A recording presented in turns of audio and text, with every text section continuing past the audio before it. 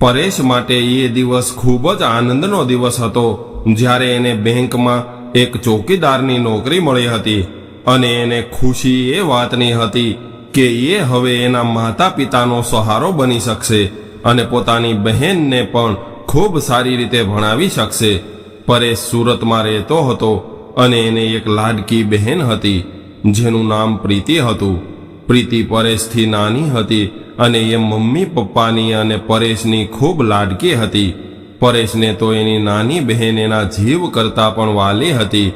પ્રીતિ ભણવામાં ખૂબ જ હોશિયાર હતી, એટલે એ આગળ ભણવા માંગતી હતી, પરંતુ એને આગળ ભણાવી શકાય એવી ઘરની પરિસ્થિતિ નહોતી. એ સમયે પરેશ પાસે પણ કોઈ નોકરી નહોતી અને એના પિતાજીની એક નાનકડી કરિયાણાની દુકાન હતી, જેનાથી પરેશના ઘરનું ગુજરાન ચાલતું હતું. પોતાના ઘરની આવી પરિસ્થિતિ જોઈને પ્રીતિએ આગળ ભણવાનું માંડી વાળ્યું હતું, પરંતુ પરેશ જાણતો હતો કે પ્રીતિ આગળ ભણવા માંગે છે.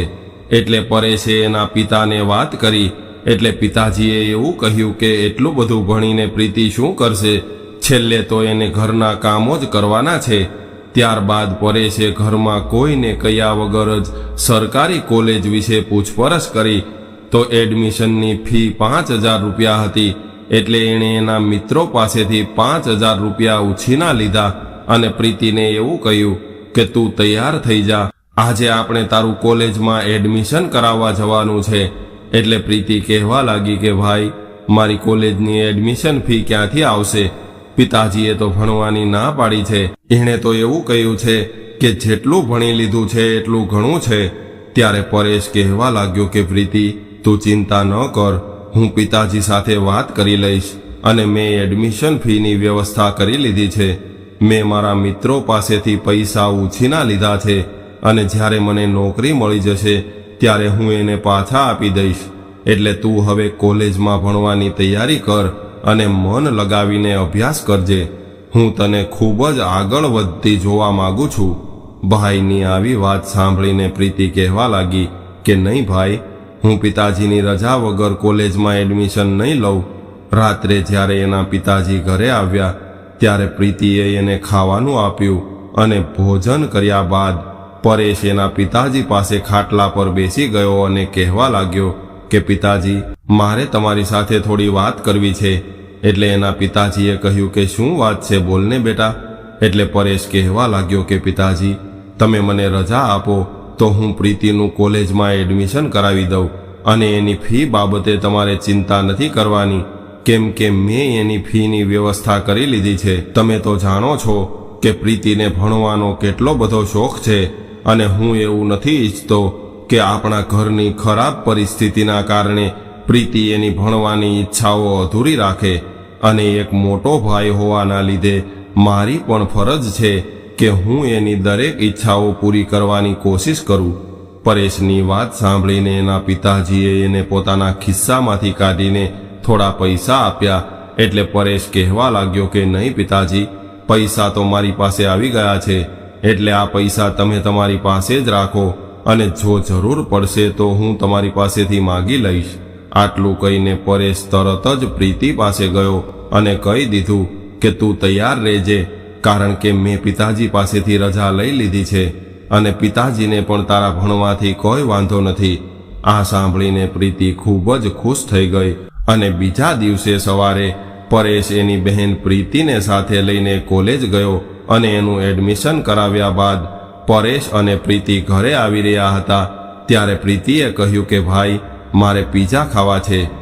એટલે ભાઈ બહેન બંને પીઝાની દુકાન પર ઊભા રહ્યા અને પરેશે ઓર્ડર આપ્યો અને ભાઈ બહેન બંને દુકાનમાં બેસીને પીઝા ખાવામાં વ્યસ્ત હતા. ત્યારે પરેશને એવું લાગ્યું કે કોઈ અમારી તરફ જોઈ રહ્યું છે. જ્યારે પરેશે બાજુમાં પડેલા ટેબલ તરફ જોયું તો ત્યાં અમુક ગુંડાઓ નશાની હાલતમાં પ્રીતિ સામે જોઈને ખરાબ વાતો કરી રહ્યા હતા. આવું જોઈને પરેશને ખૂબ જ ગુસ્સો આવ્યો. એટલે પરેશ આ ગુંડાઓને પાઠ ભણાવવા માટે ઊભો થયો. એટલે પ્રીતિએ એનો હાથ પકડી લીધો અને કહેવા લાગી કે નહીં ભાઈ, આવા લોકોના મોઢે ન લગાય, એટલે ચાલો આપણે અહીંથી નીકળી જઈએ. પરેશ એ સમયે એટલો બધો ગુસ્સામાં હતો કે કદાચ પ્રીતિ ત્યાં ન હોત તો એણે એ ગુંડાઓનું ખૂન કરી દીધું હોત, કારણ કે એ લોકો પરેશની બહેન વિશે એવા શબ્દો બોલી રહ્યા હતા કે પરેશ એ સહન નહોતો કરી શકતો. હવે પ્રીતિને ઘરે મૂકીને પરેશ એના મિત્રોને મળવાનું બહાનું કાઢીને એ જ દુકાને પહોંચી ગયો, પરંતુ ત્યાં સુધીમાં તો એ ગુંડાઓ ત્યાંથી નીકળી ગયા હતા. એટલે એ ઘરે આવતો રહ્યો અને 2-3 દિવસ બાદ પ્રીતિની કોલેજ શરૂ થઈ ગઈ. હવે તો પરેશની રોજિંદી દિનચર્યા હતી કે એ પ્રીતિને સવારે કોલેજે મૂકવા જતો અને છૂટવાના સમયે લેવા આવતો. એક દિવસ છૂટવાના સમયે જ્યારે પરેશ પ્રીતિને લેવા માટે કોલેજ ગયો, ત્યારે એણે પેલા ગુંડાઓમાંથી એક ગુંડાને કોલેજની બહાર જોયો. કોલેજની બહાર છોકરીઓની ભીડ હતી, એટલે પરેશ પ્રીતિને લઈને ઘરે આવી ગયો. બીજા દિવસે પ્રીતિને કોલેજમાં મૂક્યા બાદ પરેશ વિચારવા લાગ્યો કે આજે છૂટવાના સમયે હું વહેલો આવી જઈશ અને જો મને પેલો ગુંડો દેખાશે તો હું એને સારી રીતે ધોઈ નાખીશ. પ્રીતિને કોલેજે મૂક્યા બાદ જ્યારે પરેશ ઘરે આવી રહ્યો હતો, ત્યારે રસ્તામાં એને એનો મિત્ર મળ્યો અને એ કહેવા લાગ્યો કે એક જગ્યાએ કામ માટે હેલ્પરની જરૂર છે, એટલે તું ત્યાં પૂછપરછ કરી લે. કદાચ એવું બની શકે છે કે તારું કામ થઈ જાય, પરંતુ એના માટે તારે આજે જ જવું પડશે. ક્યાંક એવું ન થાય કે એ કામ કોઈ બીજાને આપી દે. મિત્રની વાત સાંભળીને પરેશ સીધો જ પૂછપરછ કરવા માટે જતો રહ્યો અને એને ટાઈમની ખબર જ ન રહી. જ્યારે એણે ઘડિયાળ સામે જોયું ત્યારે 2 વાગી ગયા હતા. એટલે એ ઝડપથી પ્રીતિને લેવા માટે નીકળી ગયો, કારણ કે આજે એને ઘણું લેટ થઈ ગયું હતું. અને જ્યારે એ કોલેજ પાસે પહોંચ્યો ત્યારે ત્યાંનું દ્રશ્ય જોઈને પરેશનો ગુસ્સો 7મા આસમાને પહોંચી ગયો, કારણ કે એ ગુંડાઓમાંથી એક છોકરો જેનું નામ વિવેક હતું, એ પ્રીતિની પાસે ઊભો રહીને વાતો કરી રહ્યો હતો અને પ્રીતિ એટલી બધી ગભરાઈ ગઈ હતી કે એને પરસેવો વળી ગયો હતો. આ જોઈને પરેશે તરત જ એ છોકરાનો કોલર પકડી લીધો અને એના ગાલ પર એક થપ્પડ મારી દીધી. એટલે સામેથી એ છોકરાએ પણ પરેશને મારવાનું શરૂ કર્યું. ત્યારે પ્રીતિ એની સામે હાથ જોડવા લાગી અને કહેવા લાગી કે મારા ભાઈને છોડી દે. એટલે એ છોકરો કહેવા લાગ્યો કે મારી વાત કાન ખોલીને સાંભળી લે. હું તારી બેનને પ્રેમ કરું છું અને હું એને કોઈ પણ ભોગે મેળવી લઈશ. હું એને ત્યારથી પસંદ કરું છું જ્યારે મેં આને પીઝાની દુકાન પર જોઈ હતી. ત્યારે પરેશે કહ્યું કે તું તારું મોઢું બંધ રાખ, નહીતર હું તારું મોઢું તોડી નાખીશ, અને જો તું મારી બેન તરફ આંખ ઉઠાવીને જોવાની કોશિશ પણ કરીશ તો હું તારી આંખો ફોડી નાખીશ. ત્યારે એ વ્યક્તિ કહેવા લાગ્યો કે તું મારું કંઈ નહીં બગાડી શકે, તારાથી જે થાય એ કરી લેજે. ત્યારે એ છોકરા સાથે માથાકૂટ કરવામાં પરેશના માથામાં વાગી ગયું હતું અને એના માથામાંથી લોહી વહી રહ્યું હતું. ભાઈના માથામાંથી લોહી નીકળતું જોઈને પ્રીતિ પાગલ થઈ રહી હતી અને એ પરેશને ખૂબ જ મુશ્કેલીથી ખેંચીને ઘરે લઈ આવી. ઘરે પહોંચીને એણે પરેશના માથા પર દવા લગાવી. ત્યારે એની માં પણ પરેશના માથામાં થયેલી ઈજા જોઈને પરેશાન થવા લાગી, પરંતુ પરેશે માં અને પ્રીતિને સમજાવી દીધા હતા કે મારા પિતાજીને આ લડાઈ ઝઘડાની ખબર નહીં પડવા દેતા. ત્યારબાદ પરેશ એના રૂમમાં જઈને સૂઈ ગયો.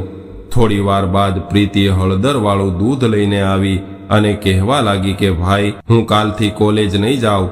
હું એવું નથી ઈચ્છતી કે મારા કારણે તમારા પર કોઈ મુસીબત આવે. મને તો એ કોઈ અમીર બાપનો બગડેલો છોકરો હોય એવું લાગે છે અને આપણે ગરીબ છીએ, એટલે એના જેવા અમીર લોકોનો મુકાબલો ન કરી શકીએ અને આવા લોકો સાથે રોજ માથાકૂટ કરવી, એના કરતાં તો હું કોલેજ છોડી દઉં એ વધારે સારું રહેશે. કેમ કે મારે તો એક જ ભાઈ છે અને હું એને ગુમાવવા નથી માગતી. ત્યારે પરેશે કહ્યું કે તું શા માટે કોલેજ નહીં જાય? મેં આજે તો એની ધોલાઈ કરી છે, એટલે એ કાલે નહીં આવે અને તારે ડરવાની બિલકુલ જરૂર નથી. તારી સુરક્ષા માટે હજુ તારો ભાઈ જીવતો છે, એટલે તું તારા અભ્યાસમાં ધ્યાન આપ અને મને થોડો સમય આરામ કરી લેવા દે. આવું કહીને પરેશ હજુ તો સૂતો જ હતો ત્યાં તો દરવાજો ખખડવાનો અવાજ આવ્યો. હજુ તો પરેશ ઉઠે એ પહેલા જ માએ દરવાજો ખોલ્યો. દરવાજો એક જોરદાર અવાજ સાથે ખુલ્યો હતો, એટલે પરેશ ઝડપથી ઊભો થઈને રૂમની બહાર આવ્યો અને જોયું તો સામે હથિયારો સાથે 4 માણસો ઊભા હતા અને એની પાછળથી એક વ્યક્તિ આવીને કહેવા લાગ્યો કે તે મારા દીકરા સાથે મારકૂટ કરીને સારું નથી કર્યું. હવે હું તમારા લોકોનું અહીંયા રહેવું મુશ્કેલ કરી દઈશ. બરોબર એ જ સમયે પરેશના પિતાજી પણ દુકાનેથી આવી ગયા હતા. એટલે એ માણસે એના પિતાને કહ્યું કે તમારા દીકરાને સાચવીને રાખજો, અને બીજી વાત કે મારા દીકરાને તમારી દીકરી પસંદ આવી ગઈ છે, અને એવું આજ સુધી નથી બન્યું કે જે વસ્તુ પર મારા દીકરાએ હાથ મૂક્યો હોય અને એને ન મળી હોય. એટલે પરેશે એવું કહ્યું કે એ બધી વસ્તુ હતી, અને આ મારી બહેન છે, અને મારી હાજરીમાં તો એવું બનવું અશક્ય છે, અને હું ક્યારેય પણ મારી બહેનનો સંબંધ કોઈ એવા વ્યક્તિ સાથે નહીં કરું જે રખડેલ અને દારૂડિયા હોય. એટલે એ વ્યક્તિ એવું કહેવા લાગ્યો કે હું અહીંયા તારી બકવાસ સાંભળવા નથી આવ્યો. હું બસ એટલું જ કહેવા આવ્યો છું કે જો તમે લોકો ઇજ્જતથી આ સંબંધ સ્વીકારશો તો ઠીક છે, નહીંતર અમને બીજી રીત અપનાવતા પણ આવડે છે. ત્યારબાદ એ વ્યક્તિ ધમકી આપીને ત્યાંથી નીકળી ગયો, અને એના ગયા બાદ પ્રીતિએ છેલ્લા કેટલાક દિવસોમાં બનેલી ઘટનાઓ વિશે એના માતા પિતાને જણાવી દીધું. ત્યારે પિતાજી પરેશ પર ગુસ્સે થવા લાગ્યા અને કહેવા લાગ્યા કે મેં તો પહેલાથી જ ના પાડી હતી, પરંતુ તે મારી વાત ન સાંભળી. તું નથી જાણતો કે આ વ્યક્તિ અને એનો દીકરો આ શહેરમાં કેટલા મોટા ગુંડા છે. કોઈ બીજાનો જીવ લેવો એ તો એના માટે રમત જેવી વાત છે, અને એ લોકો અનેક લોકોની બહેન દીકરીઓની ઇજ્જત બરબાદ કરી ચૂક્યા છે. ત્યારે પરેશ કહેવા લાગ્યો કે પિતાજી, મારી હાજરીમાં કોઈ પણ વ્યક્તિ મારી બહેન સામે ખોટી નજરે જોઈ પણ ન શકે. ત્યારે પિતાજીએ એવું કહ્યું કે ઠીક છે, જા અત્યારે જઈને આરામ કરી લે, કાલે સવારે વિચારશું કે શું કરવું છે. બીજા દિવસે સવારે પ્રીતિ કોલેજ જતી વખતે ખૂબ જ ગભરાઈ ગઈ હતી. એટલે પરેશે એને એવું કહ્યું કે તું ચિંતા શા માટે કરે છે, હું તારી સાથે છું, તને કંઈ નહીં થાય. બસ તું ટેન્શન ફ્રી થઈને ભણવામાં ધ્યાન આપજે, અને બીજું બધું તારા ભાઈ પર છોડી દેજે. આ વાતને ઘણા દિવસો વીતી ગયા હતા. ત્યારબાદ ન તો પરેશે એ છોકરાને કોલેજની બહાર જોયો કે ન તો કોઈ પરેશના ઘરે આવ્યું. એટલે પરેશે એવું વિચાર્યું કે એ લોકો આ વાતને ભૂલી ગયા હશે. પરંતુ એ દિવસથી પરેશે જોયું કે એના પિતાજી થોડા પરેશાન રહેવા લાગ્યા હતા. આખરે એક દિવસ પરેશે એના પિતાજીને પૂછી લીધું કે પિતાજી, તમે આટલા બધા પરેશાન કેમ રહો છો? એટલે પિતાજી કહેવા લાગ્યા કે નહીં દીકરા, મને કોઈ પરેશાની નથી. બસ મને તારા કામની ચિંતા છે, અને તારા કામ બાબતે મેં અમદાવાદમાં તારા કાકા સાથે વાત પણ કરી છે, અને એ કહી રહ્યા હતા કે 1-2 દિવસમાં એ કામ શોધીને જણાવી દેશે. ત્યારે પરેશે કહ્યું કે પિતાજી, તમે ચિંતા ન કરો, હું અહીંયા જ કામ શોધી લઈશ, અને મને આશા છે કે આવનારા દિવસોમાં મને અહીંયા જ કામ મળી જશે. અને કદાચ હું અમદાવાદ જતો રહીશ તો મારા વગર અહીંયા તમારું ધ્યાન કોણ રાખશે? અને પ્રીતિને પણ કોલેજે લેવા મૂકવા જવાનું હોય છે. એટલે પિતાજીએ કહ્યું કે તું પ્રીતિની ચિંતા ન કર, હું પોતે એને લેવા મૂકવા જઈશ. અને દીકરા, તને જો અહીંયા જ કામ મળવાનું હોત તો ક્યારનું મળી ગયું હોત.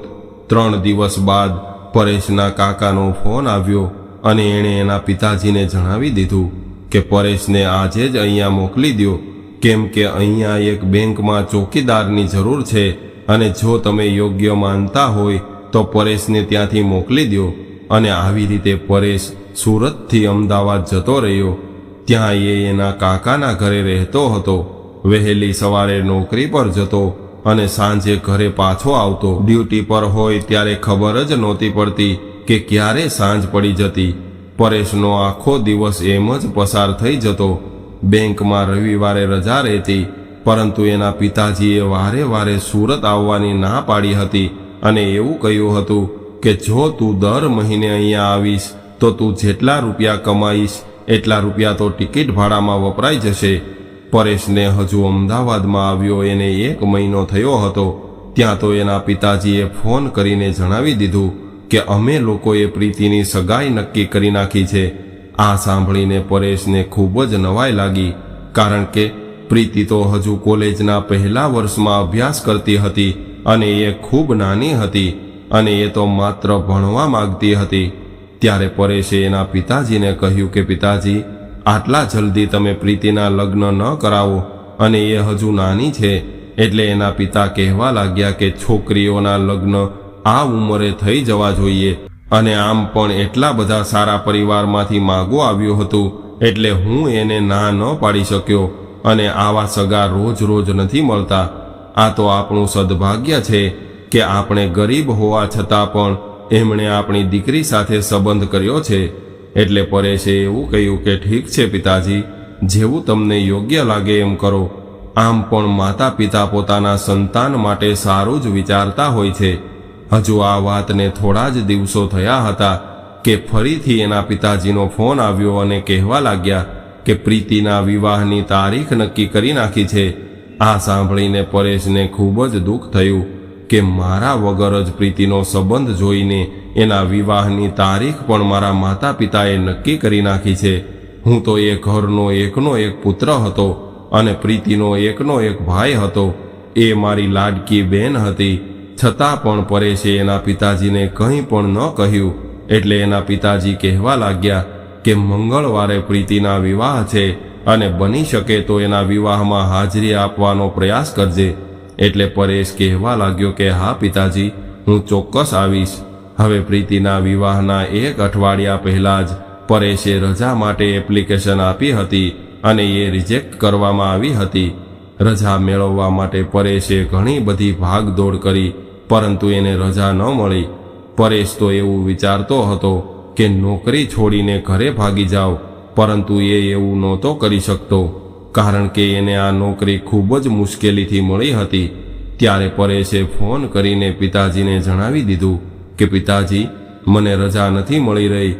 એટલે એના પિતાજી કહેવા લાગ્યા કે કંઈ વાંધો નહીં દીકરા, તને જ્યારે રજા મળે ત્યારે આવજે, પરંતુ નોકરી છોડવાનો વિચાર પણ નહીં કરતો, કારણ કે મેં પ્રીતિના વિવાહ માટે ઘણા બધા રૂપિયા ઉધાર લીધા છે, અને એ તારે અને મારે સાથે મળીને ચૂકવવા પડશે.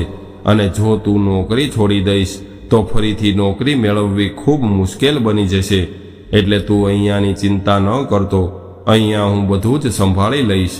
ત્યારે પરેશને આશ્ચર્ય થયું કે મારા પિતાજી આવી વાતો કરી રહ્યા છે. એક ભાઈ પોતાની બહેનના લગ્નમાં હાજરી નહોતો આપી શકતો. શું મારી બહેન વિદાય વખતે મારી હાજરીથી વંચિત રહેશે? કારણ કે દરેક બહેન દીકરીની એવી ઈચ્છા હોય છે કે એ પોતાના ભાઈઓ અને પપ્પાની હાજરીમાં વિદાય થાય. ત્યારે પરેશને ખુદ પર ગુસ્સો આવ્યો કે હું આ શહેરમાં નોકરી કરવા શા માટે આવ્યો છું.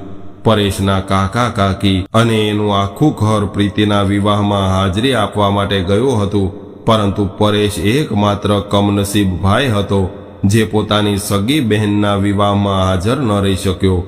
હવે મંગળવારે પ્રીતિના વિવાહ થઈ ગયા, અને પરેશની રજા રવિવારે હતી. એટલે એણે વહેલી સવારે એનો જરૂરી સામાન બેગમાં ભર્યો અને સુરત જવા માટે રવાના થઈ ગયો.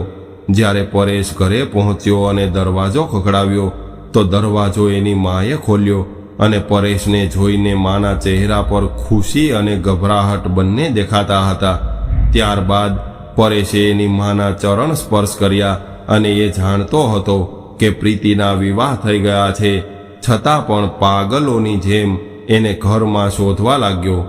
પરેશને આવી રીતે ઘરમાં પ્રીતિને શોધતા જોઈને એની માએ કહ્યું કે બેટા, તું જાણે છે કે તારી બેનના વિવાહ થઈ ગયા છે, અને એ આ ઘરેથી વિદાય લઈને એના સાસરિયામાં જતી રહી છે. ત્યારે પરેશને એની બહેન પ્રીતિ વગરનું એનું ઘર ખાલી ખાલી લાગતું હતું. એટલે એ વિચારવા લાગ્યો કે પિતાજીની રજા લઈને પ્રીતિને મળવા માટે એના ઘરે જાવ. બપોરે એના પિતાજી દુકાનેથી જમવા માટે ઘરે આવ્યા. ત્યારે પરેશે એના પિતાજીને કહ્યું કે પિતાજી, હું પ્રીતિને મળવા માંગુ છું. પ્રીતિ વગર મારું મન ખૂબ જ દુખી રહે છે. હું મારી બેનને જોવા માંગુ છું. એટલે એના પિતાજી ગભરાઈને કહેવા લાગ્યા કે બેટા, તું એના ઘરે શા માટે જઈ રહ્યો છો? જ્યારે પ્રીતિ અહીંયા આવે ત્યારે એને મળી લેજે. એ ખૂબ જ અમીર પરિવારમાં ગઈ છે, અને તું એક ચોકીદારની નોકરી કરે છે. ક્યાંક એવું ન થાય કે એના ઘરે તારું જવું એને સારું ન લાગે, અને તારા લીધે તારી બહેનનું ઘર બરબાદ થાય. પિતાજીની આવી વાત સાંભળીને પરેશ વિચારમાં પડી ગયો કે શું ચોકીદારની બહેન હોવું એ કોઈ ગુનો છે? કે એના કારણે એની બહેનને પોતાના ભાઈને મળવા દેવામાં પણ ન આવે. ત્યારબાદ પરેશે એના પિતાજી પાસેથી પ્રીતિના ઘરનું સરનામું જાણવાની કોશિશ કરી, પરંતુ એને એના ઘરનું કોઈ સરનામું ન મળ્યું. અંતમાં 3 દિવસ ઘરે વિતાવ્યા બાદ પરેશે એનો સામાન પેક કર્યો અને અમદાવાદ જવા માટે રવાના થઈ ગયો. જ્યારે પરેશ બેંકમાં પહોંચ્યો ત્યારે એને ખબર પડી કે એને આ નોકરીમાંથી કાઢી મૂકવામાં આવ્યો છે, અને એનું કારણ એ હતું કે એક રજાના બદલે એણે 3 રજા પાડી હતી. જ્યારે પરેશ બેંકમાંથી કાકાના ઘરે પાછો આવ્યો ત્યારે એના કાકા પણ ગુસ્સામાં હતા અને એમણે એવું કહ્યું કે મેં ખૂબ મુશ્કેલીથી તારા માટે નોકરી શોધી હતી અને તે એ નોકરી પણ ગુમાવી દીધી છે. એટલે પરેશ એના કાકાને કહેવા લાગ્યો કે તમારી તો ઘણી બધી ઓળખાણ છે, એટલે મારી કોઈ બીજી જગ્યાએ નોકરીની વ્યવસ્થા કરી આપો, અને કદાચ મને નોકરી નહીં મળે તો મારા પિતાજી ખૂબ ગુસ્સે થશે. ત્યારે એના કાકા કહેવા લાગ્યા કે હા પરેશ, હું કોશિશ કરું છું. ત્યારબાદ પરેશ એના કાકાના ઘરે ખાલી હાથે બેઠો હતો. એને 1 અઠવાડિયું થઈ ગયું હતું. એક દિવસ પરેશના મિત્રનો ફોન આવ્યો અને એણે એવું કહ્યું કે હું જે ફેક્ટરીમાં કામ કરું છું ત્યાં અમુક લોકોની જરૂર છે. આ સાંભળીને પરેશ ખુશ થઈ ગયો, અને એ સમયે એના કાકા તો ઘરે નહોતા, એટલે કાકી પાસેથી રજા લઈને કહી દીધું કે મારા કાકાને જણાવી દેજો કે મને નવી નોકરી મળી ગઈ છે અને હું પાછો મારા ઘરે જઈ રહ્યો છું. ત્યારબાદ પરેશ ત્યાંથી સુરત જવા માટે નીકળી ગયો અને ઘરે આવીને પોતાની બેગ મૂકીને એના મિત્રને મળવા જતો રહ્યો. હવે એનો મિત્ર પરેશને એની ફેક્ટરીમાં લઈ ગયો અને એના માલિક સાથે પરિચય કરાવ્યો. ત્યારબાદ પરેશને નોકરી મળી ગઈ. નોકરી ખૂબ જ સારી હતી, એટલે પરેશ ખૂબ જ ખુશ હતો કે મને મારા શહેરમાં જ નોકરી મળી ગઈ છે અને હવે મારે ક્યાંય દૂર જવાની જરૂર નથી.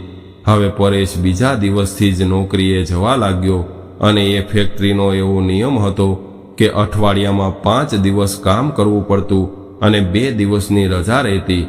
પરેશ એના ઘરે આવ્યો એને 2 અઠવાડિયા થઈ ગયા હતા, પરંતુ જ્યારે પણ પરેશ એના ઘરે જતો ત્યારે એને ખૂબ જ કંટાળો આવતો હતો અને એવું લાગતું હતું કે ઘરમાં કોઈ નથી. એને એની બહેન પ્રીતિની ખૂબ જ યાદ આવતી હતી, પરંતુ એ જ્યારે પણ બહેનને મળવાની વાત કરતો ત્યારે એના પિતાજી એવું કહીને વાત ટાળી દેતા કે દીકરીના વિવાહ બાદ રોજ રોજ એના ઘરે જવું એ સારું ન કહેવાય, અને હું થોડા દિવસ પહેલાં જ પ્રીતિને મળીને આવ્યો છું. એ એના જીવનમાં ખૂબ જ ખુશ છે. એક દિવસ પરેશે એના પિતાજીને ખબર વગર જ પ્રીતિના ઘરનું સરનામું શોધવાનું શરૂ કર્યું. એટલે એને એના ઘરનું સરનામું મળી ગયું, અને ત્યારબાદ પરેશે રજાના દિવસે પ્રીતિના ઘરે જવાનું નક્કી કર્યું. રજાના દિવસે પરેશ સારા કપડાં પહેરીને એ સરનામા પર પહોંચી ગયો. પરેશ ખૂબ જ ખુશ હતો કે આજે એ એની બેનને મળવાનો હતો, કારણ કે એણે એની લાડકી બેનને જોઈ એને 2 મહિનાથી વધુ સમય થઈ ગયો હતો.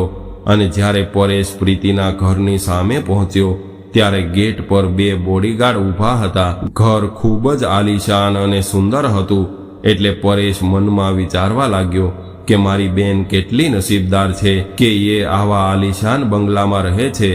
બંગલો જોઈને પરેશ વિચારવા લાગ્યો કે મારા પિતાજી સાચું કહી રહ્યા હતા કે પ્રીતિ ખૂબ જ અમીર પરિવારમાં ગઈ છે અને મહારાણી જેવું જીવન જીવી રહી છે. જ્યારે પરેશ અંદર જવા માટે આગળ વધ્યો ત્યારે ગેટ પર ઊભેલા વોચમેને એને રોકી લીધો. એટલે પરેશે એને એવું કહ્યું કે હું પ્રીતિનો ભાઈ છું અને એને મળવા માટે આવ્યો છું. ત્યારબાદ વોચમેને એને અંદર જવા દીધો. જ્યારે પરેશ મુખ્ય દરવાજાની અંદર ગયો ત્યારે એ જોઈને એના હોશ ઉડી ગયા. પરેશને એની આંખો પર વિશ્વાસ નહોતો થઈ રહ્યો કે આ ઘર તો એ જ ગુંડાનું ઘર છે, અને એ ગુંડો બીજું કોઈ નહીં પરંતુ મારી બહેનનો પતિ છે. પ્રીતિ એના માથામાં માલિશ કરી રહી હતી. જ્યારે પ્રીતિની નજર એના ભાઈ પર પડી તો એણે તરત જ પોતાના હાથ પાછા લઈ લીધા અને દોડીને ભાઈના ગળે લાગી ગઈ. ત્યારબાદ પ્રીતિનો પતિ એની સામે આવીને ઊભો રહી ગયો અને કટાક્ષ કરીને કહેવા લાગ્યો કે મેં તને કહ્યું હતું ને કે હું તારી બેનને કોઈ પણ રીતે મેળવી લઈશ. જો મેં જે કહ્યું હતું એ કરીને બતાવ્યો છે અને તું કંઈ પણ ન કરી શક્યો. આ બધું જોઈને પરેશને એની આંખો પર વિશ્વાસ નહોતો થઈ રહ્યો. હવે એને થોડું થોડું સમજાવા લાગ્યું હતું કે એને બીજા શહેરમાં શા માટે મોકલવામાં આવ્યો હતો અને એના પિતાજી પ્રીતિને મળવાની શા માટે ના પાડતા હતા. ત્યારબાદ પરેશ પ્રીતિના માથા પર હાથ મૂકીને આશીર્વાદ આપીને ઘરે પાછો આવતો રહ્યો. ઘરે આવ્યા બાદ ખૂબ જ રડવા લાગ્યો. ત્યારે એની માએ એને રડવાનું કારણ પૂછ્યું એટલે એ કહેવા લાગ્યો કે તમે લોકોએ પ્રીતિ સાથે આવું શા માટે કર્યું? તમે લોકોએ મારી બેનની જિંદગી શા માટે બરબાદ કરી? એ ગુંડા સાથે એના વિવાહ કેમ કરાવી દીધા? ત્યારે એના પિતાજી ઘરમાંથી બહાર આવ્યા અને કહેવા લાગ્યા કે દીકરા, અમે જે કંઈ પણ કર્યું છે એ બધું જ બરાબર કર્યું છે, કારણ કે કદાચ અમે આવું ન કર્યું હોત તો અમે અમારા પુત્રને ગુમાવી દીધો હોત. જે દિવસે એ લોકો આપણા ઘરે આવ્યા હતા એના બીજા દિવસે એ મારી દુકાને આવ્યો હતો અને એણે મને એવી ધમકી આપી હતી કે જો હું પ્રીતિના વિવાહ એના દીકરા સાથે નહીં કરાવું તો એ તને મારી નાખશે અને અમે તને ગુમાવવાના ડરથી પ્રીતિના વિવાહ એના પુત્ર સાથે કરાવી દીધા. કારણ કે જો અમે આવું ન કર્યું હોત તો ચોક્કસપણે એ લોકો તને કોઈ પણ રીતે મારી નાખવાના હતા અને અમે અમારી વૃદ્ધા અવસ્થામાં અમારા જવાન દીકરાને ગુમાવવા નહોતા માંગતા. એટલે જ અમે પ્રીતિના વિવાહ એના દીકરા સાથે કરાવી દીધા છે. વિવાહ બાદ પ્રીતિ એકવાર આપણા ઘરે આવી હતી અને એણે જણાવ્યું હતું કે એના સાસરિયાના લોકો અને એનો પતિ એની સાથે ખૂબ જ સારું વર્તન કરે છે.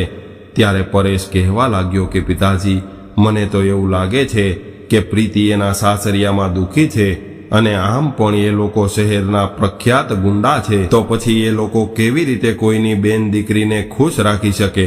અને જો હું અહીંયા હોત તો હું ક્યારેય પણ મારી બેનના લગ્ન એ વ્યક્તિ સાથે ન થવા દેત. ત્યારે એના પિતાજીએ કહ્યું કે મેં તને એટલા માટે જ અમદાવાદ મોકલ્યો હતો જેનાથી તને આ બાબતથી દૂર રાખી શકીએ. હવે ધીરે ધીરે સમય વીતવા લાગ્યો અને પ્રીતિના લગ્ન થયા એને 2 વર્ષ વીતી ગયા હતા. આ સમય દરમિયાન 2 થી 3 વખત પ્રીતિ ઘરે આવી હતી. 2 વર્ષ બાદ એને એક પુત્રી થઈ. ત્યારે પરેશને ખબર પડી કે પ્રીતિ હોસ્પિટલમાં છે. એટલે પરેશના માતા પિતા અને પરેશ હોસ્પિટલમાં પહોંચી ગયા. ત્યારે પ્રીતિની હાલત ખૂબ જ ગંભીર હતી. એટલે ડોક્ટરોએ એવું કહ્યું કે એનું બ્લડ પ્રેશર ઓછું થઈ ગયું છે, જેના કારણે એ બેહોશ થઈ ગઈ છે. પરંતુ તમારે ચિંતા કરવાની કોઈ જરૂર નથી, એ જલ્દીથી હોશમાં આવી જશે.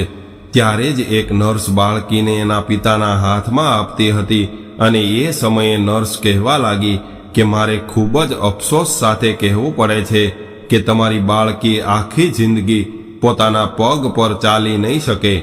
આ સાંભળીને પ્રીતિનો પતિ જોર જોરથી રડવા લાગ્યો.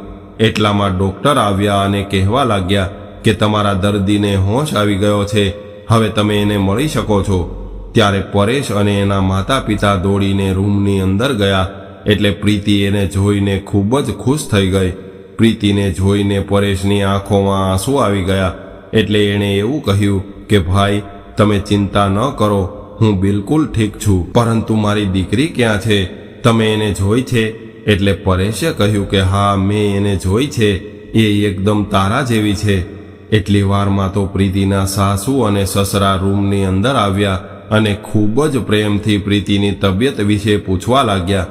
આ બધું જોઈને પરેશને નવાઈ લાગી રહી હતી, કારણ કે પ્રીતિ પણ એને મમ્મી પપ્પા કહીને બોલાવી રહી હતી. પ્રીતિએ એના સાસુને પૂછ્યું કે માં, વિવેક ક્યાં છે અને મારી પુત્રી ક્યાં છે? હું એને જોવા માંગુ છું. ત્યારબાદ પ્રીતિએ એના સસરાને કહ્યું કે તમે જલ્દીથી બહાર જાઓ અને વિવેકને અંદર લઈ આવો. એટલે એના સસરા બહાર ગયા અને વિવેકને પોતાની સાથે લઈ આવ્યા. અફસોસના કારણે વિવેકે પોતાની નજર નીચે કરી લીધી હતી, કારણ કે એ પ્રીતિનો ગુનેગાર હતો. કારણ કે એ ગુંડો હોવા ઉપરાંત નશાવાળી વસ્તુઓનું પણ સેવન કરતો હતો. એણે અનેક લોકોની દીકરીઓની ઇજ્જત ખરાબ કરી હતી અને આજે જ્યારે ભગવાને એને દીકરી આપી તો એને એ અફસોસ થયો કે એક દીકરી એના માતા પિતાને કેટલી વાલી હોય છે. અનેક દીકરીઓની જિંદગી બરબાદ કરનારો વિવેક આજે પ્રીતિ સામે હાથ જોડીને ઊભો હતો અને એની પાસે માફી માંગી રહ્યો હતો કે પ્રીતિ, પ્લીઝ મને માફ કરી દે. મેં તારી સાથે ખૂબ જ ખરાબ વર્તન કર્યું છે. કદાચ આજે મને ભગવાને એની જ સજા આપી છે કે મારી દીકરી જન્મથી વિકલાંગ છે. ત્યારબાદ વિવેક એના માતા પિતાની માફી માંગવા લાગ્યો, કારણ કે એના પિતાજી એક ખૂબ સારા વ્યક્તિ હતા અને એ કંઈ પણ ખરાબ કામ કરવા નહોતા માંગતા. પરંતુ વિવેકની ગુંડાગીરીના કારણે એ પોતાની ઈચ્છા ન હોવા છતાં પણ એને દરેક ખરાબ કામમાં સાથ આપતા રહ્યા. પરંતુ એ બંને પતિ પત્નીનું વર્તન પ્રીતિ પ્રત્યે ખૂબ જ સારું હતું. એ સગા માતા પિતાની જેમ એને પ્રેમ કરતા હતા. વિવેકે બધાની સામે હાથ જોડીને કહ્યું કે હું તમારા બધાનો ગુનેગાર છું, પરંતુ આજથી હું તમને બધાને વચન આપું છું કે હું હવેથી દરેક ખરાબ કામો છોડીને એક સારો વ્યક્તિ બની જઈશ. અને જ્યાં સુધી તમે લોકો મને માફ નહીં કરો ત્યાં સુધી મારો ભગવાન પણ મને માફ નહીં કરે. એ દિવસથી વિવેકે દરેક ખરાબ કામો છોડી દીધા હતા. હવે જ્યારે પ્રીતિની દીકરી 3 વર્ષની થઈ ત્યારે ડોક્ટરે એવી આશા વ્યક્ત કરી કે પ્રીતિની દીકરી જલ્દીથી પોતાના પગ પર ચાલી શકશે. થોડા મહિના સુધી એની સારવાર ચાલી અને એ સંપૂર્ણ રીતે સ્વસ્થ થઈ ગઈ. ત્યારબાદ પરેશ 2 હાથ જોડીને ભગવાનનો આભાર માનવા લાગ્યો કે હે ભગવાન, મારી બહેન જેવી રીતે આજે ખુશ છે એવી જ રીતે દરેકની બહેનોને ખુશ રાખજો. તો મિત્રો, આજની સ્ટોરી તમને કેવી લાગી કોમેન્ટમાં જરૂર જણાવજો. અને પસંદ આવી હોય તો વિડીયોને લાઈક, શેર અને નવા હોય તો ચેનલને સબસ્ક્રાઇબ જરૂરથી કરજો. હર હર મહાદેવ.